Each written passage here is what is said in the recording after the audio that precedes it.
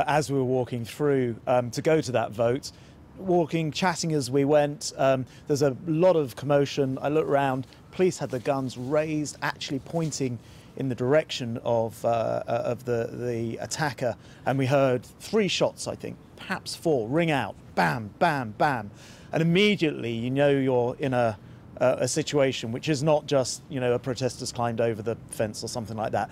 A police officer appeared immediately, said, drop to the ground, get to the ground, get to the ground, get back, get back, get back, find a secure path, and we on our hands and knees, actually worked our way back to a place where we could go further into the Commons itself.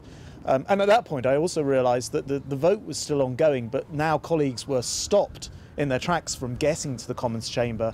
And I went straight to the Commons chamber and spoke to the Deputy Speaker, Lindsay Hoyle, to tell him that he needed to stop the vote and probably suspend the House because there'd been a serious attack outside. What did you think was happening? Did you think this was a full-scale attack on the Palace of Westminster while you were lying on the ground, told to get down? I mean, what were you thinking?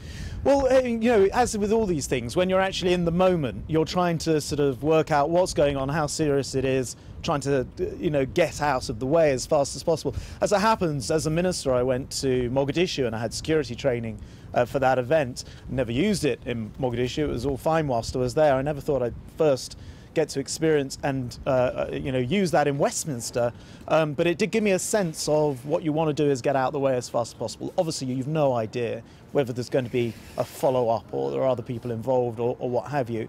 That, though, I have to say, the one thing was there was no panic, there was no great commotion. People moved calmly, got into the chamber. Other groups were held elsewhere. I was with a whole bunch in the chamber, probably 400 of us, I would guess, for about a 5-hour period after that.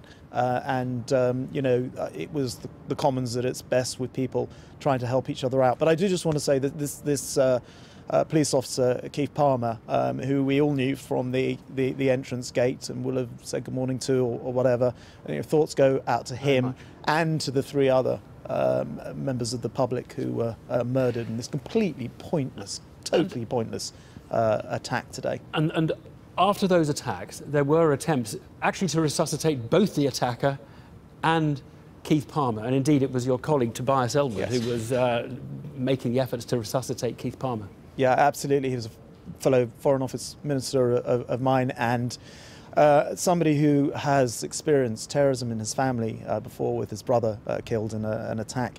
And he went straight to the scene and as the pictures showed, tried to bring that police officer back.